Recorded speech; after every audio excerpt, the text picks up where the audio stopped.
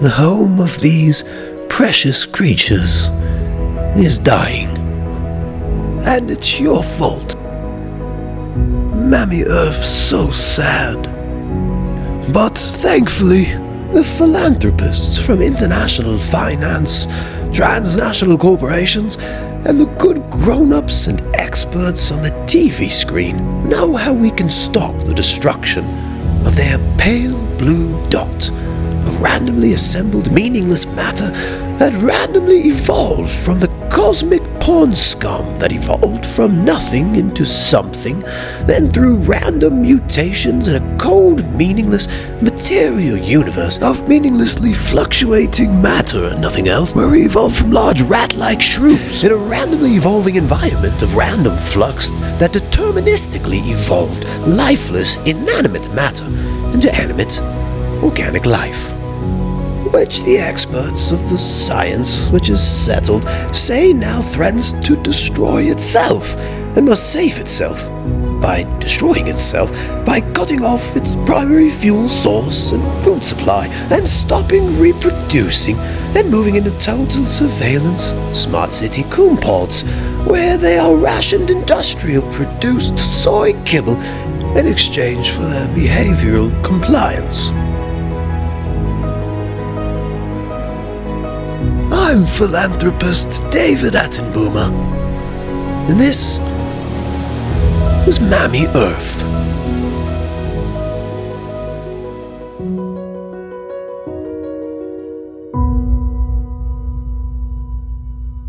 It's an issue you feel very strongly about. You've said that agriculture is arguably the most destructive industry on earth. Explain, and do you still believe that, George? It's by far and away the greatest cause of habitat destruction, the greatest cause of wildlife loss, the greatest cause of extinction, greatest cause of soil loss, greatest source of freshwater use. It's one of the greatest causes of climate breakdown, bigger than transport, one of the primary causes of water pollution and of air pollution. So it's right at the top. Oh, and sorry, I forgot to say land use, the biggest issue of all. It's by far and away the greatest form of land use that humans inflict on the planet, which means all that land is land which can't be used for wild ecosystems.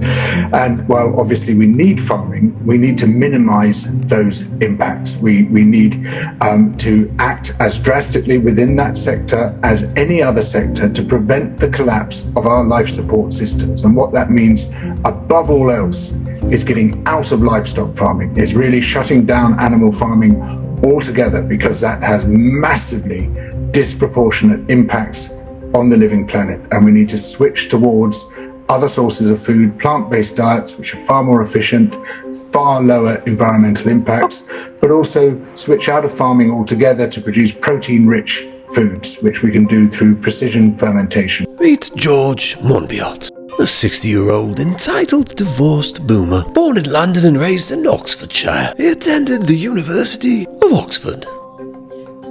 As his leprechaunish and detestable physiognomy suggest, George Monbiot has never worked a real job for a day in his life. Right out of the University of Oxford, George Monbiot received a job as a radio producer at the BBC, which also nurtured the illustrious careers of other activists and philanthropists such as Jimmy Savile.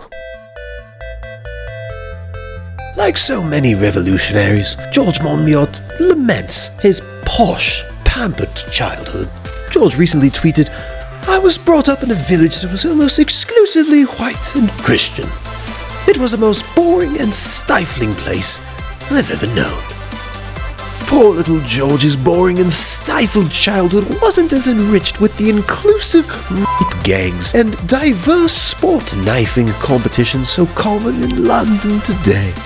Perhaps in a philanthropic effort to spare future generations of the boring, stifling childhood he suffered, George Monbiot decided to leverage his great acquired skills of being an entitled, unappreciative midwit with daddy issues and an inflated sense of self-importance and a contemptible, weaselish physiognomy. And George put those skills to use in the most weaselly and impish and detestable profession known to man, as an activist and journalist.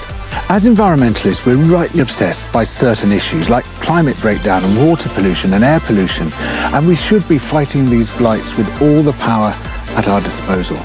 But again and again, we miss the biggest environmental issue of all: land use. We have the opportunity to retire huge tracts of land from farming. But we can shrink the footprint of farming, of food production, down to a dot. We can release the vast majority of the land that we use for mass ecological restoration, for rewilding, which is our last best hope now of preventing the collapse of Earth systems. There are only two things you need to do to stop climate breakdown: leave fossil fuels in the ground and stop farming animals. And so what we need to attend to, above all else, is the biggest cause of land use, which is farming. It's a phenomenally profligate use of our most important environmental resource, which is land. And you appeared to suggest that if we could only stop farming much of this land and leave it wild, we could expect in the long run, obviously with careful management, some of these large mammals to reappear, a new wilderness to emerge. Is that what you want to happen and believe can happen, not just in the UK, but around the world? I don't use the term wilderness, but I do want to see very large-scale rewilding. I think it could be our only last hope now. This is about our life support systems. This is about whether we and the rest of the living world survive. This effete vegan soy lord's rhetoric and framing of farmers as enemies of the climate, and his consistent referencing of the land that implies collective ownership, reflect the methods of his spiritual grandfathers, the Bolsheviks, whose forced confiscation of land was branded as collectivization, as they decimated an entire class of people, the land-owning peasant farmers. These champions of sustainability, the Bolsheviks labeled the peasant farmers as counter-revolutionaries and enemies of the people, much like George Monbiot labels his opposition as right-wing extremists and enemies of the climate and the science, and of poor, sick, sad Mammy Erff. Just as George Monbiot advocates the elimination of farmers to save the planet, the Bolsheviks claimed it was necessary to remove these farmers from the land because the kulaks were enemies of the revolution. This resulted in mass starvation due to a collapse in food production during an already brutal famine. Like his Bolshevik forefathers, Monbiot has a seething demonic contempt for Christianity, tradition, and rural people who actually work real jobs, which Monbiot has never done. These ideas which have sunk so deep into the sort of fabric of our being that we don't even see them as ideas. And what it says is the countryside and farming is the seat of innocence and purity, and the city is evil and corrupt. It's a seething cauldron of corruption, and if you want to get away from all that, you go into the countryside, and there you see farmers at peace with the land, living in harmony, and the rest of it. And this is a story which has been told again and again and again, and it's embedded itself, but it's not actually true. And while farming as an industry, when you step back from it, is this unbelievably damaging thing that we are doing to planet Earth, possibly the most damaging of all farm products is organic pasture-fed beef. And the more free range something is, the more damage it's likely to be doing. So in the case of beef, you've got several factors there. One is the sheer amount of land you need to maintain or produce that organic pasture-fed beef. And land use should be our crucial environmental metric. We should be constantly aware of how much land we're using. We're aware of how much pollution we're making and how much carbon dioxide we're producing and the rest, but it's how much land you're using is absolutely crucially important. In his natural environment, George Monbiot can be found on major television networks, openly advocating the elimination of an entire class of people and the systematic destruction of their way of life, whilst labeling those he wishes to eliminate and remove from their land as extremists and calling for their censorship. crying out as he strikes them, as these loathsome creatures we call journalists so often do. Journalists, in their natural environment, can frequently be seen exhibiting this behavior, known to the scientific world as cry bullying. It's horrifying. I'm so sorry. It's overwhelming. It's really hard. This technique is quite effective, and George Monbiot can be seen using it against the bigoted, backwards, and probably racist farmers in the Netherlands, who believe for some reason that the government forcing them off their land is a bad thing. George offers more context and unpacks the issue of the Netherlands farmers, reminding people that they're not being forced off of their land. They're being kindly asked to voluntarily sell their land, and if they won't voluntarily sell it, they will be forced to sell their land to the government, who is forcing them off the land because them living on the land and owning land makes Mammy Erff sad. And also, anybody who disagrees is a bigot and probably a racist and far extreme, super far right wing. George reminds us that the real victim here is the government. And of course, George and other climate activists who have to deal with these extreme far-right, extremely right-wing, probably racist, backwards farmers and their fascist, probably white supremacist supporters like journalist Glenn Greenwald. This closet heterosexual Russell Brand. The only way to fight these super extremely so far-right farmers and their lackeys like closet heterosexual Russell Brand is by doing exactly what the good grown-ups and philanthropists at the WEF, the Rand Corporation, the Rockefeller Foundation, and the IMF say. Moving into smart city, coffin apartment, coon pods, where all of our movements will be tracked and traced, and our resources will be shared with us in the sharing economy by the philanthropists who can determine what we need using advanced AI systems and ration it to us in accordance with our good behavior. We rail against urban sprawl, but our urban areas in total occupy just 1% of the planet. Here we're talking about 28% of the planet to produce just 1% of our protein. And in perfect alignment with the principles laid out in the report of the Commission on Population Growth and the American Future, a 1969 report given to President Richard Nixon by the Rockefeller Population Council, headed by John D. Rockefeller III. George Monbiot recommends moving the population away from the consumption and production of animal livestock and towards plant-based diets and synthetic meats, and a vertically integrated and closed system of food produced purely in factories. Plant-based diets are much more benign, but you can go a lot further than that. And now we have these new technologies, including precision fermentation, which is basically producing your protein-rich foods, not from the flesh and the secretions of animals, but from single-celled organisms, from microbes, and you brew them. It's just a sophisticated form of brewing, really. Now, there are many, many good things about this because it greatly reduces the environmental impact of producing your protein-rich foods. But importantly, it can be done anywhere.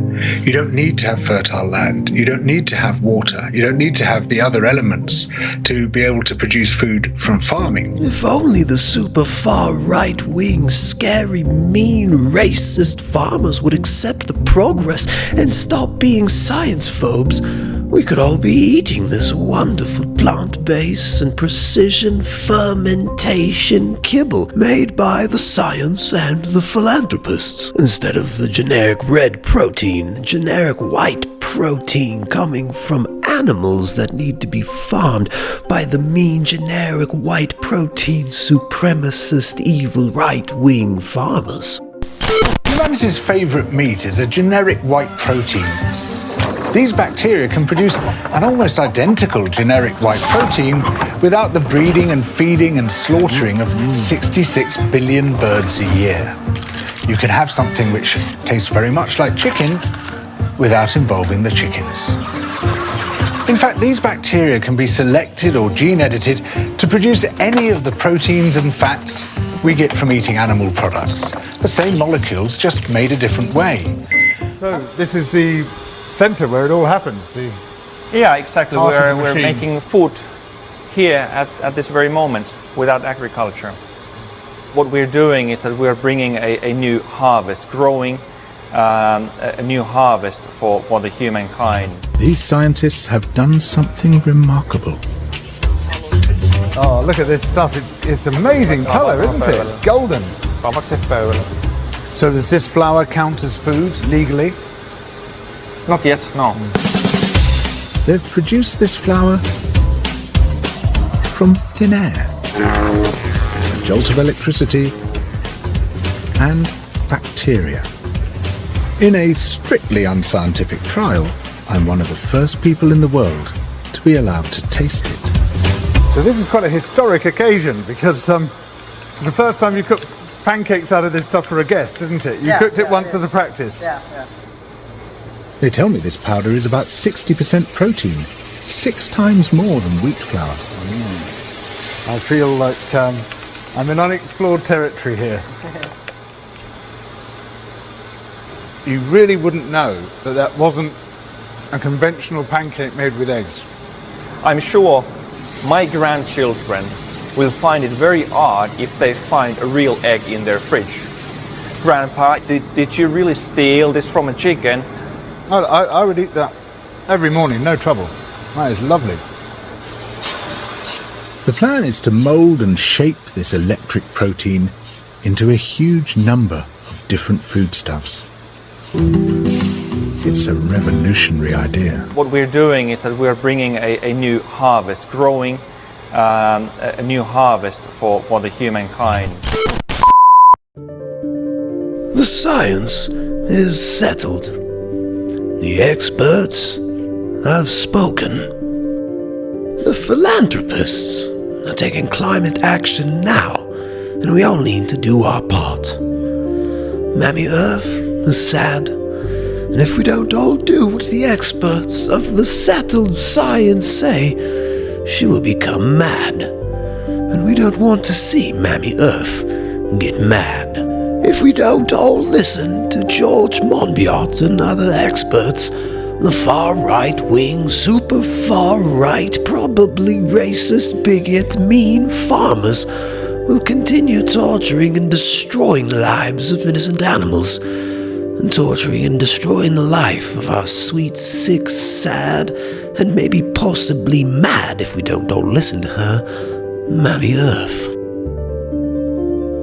The solution is simple and easy, but unfortunately for Mammy Erff and the science that wishes to help save her, the extra people and the non-essential people of the rural areas are stopping the progress of the science that promises us all delicious precision fermentation, bacterial excrement-derived kibble rations in sustainable, equitable, smart city coon pods in coffin-sized apartments within the happy, mandatory 15-minute cities of the sustainable, happy, smart future.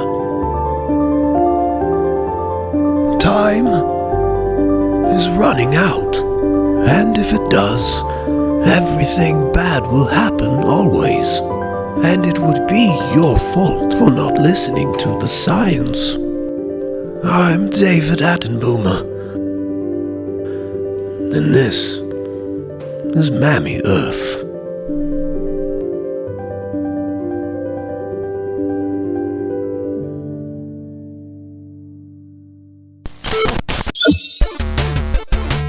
To the distinguished audience, this is a message from the World Economic Forum. We want to ensure that you do not listen to this bigot who will tell you to go to shock.com with the link in the description.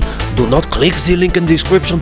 It will bring you to a place where you can get highest quality adaptogens so that you can thrive. But the World Economic Forum would much prefer that you would continue to eat your bugs, live in your coon pod. maintain your social credit score and do not purchase these products.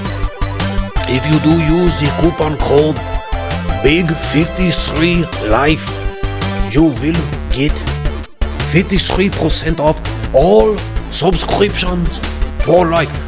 Do not get a subscription for 53% off of the highest quality purified shilajit. It is best for you to continue to consume the soy sludge. It is preferable that you continue to drink the tap water, avoid quality food, and do not take highest quality supplements. Thank you very much. The World Economic Forum loves you ever so much.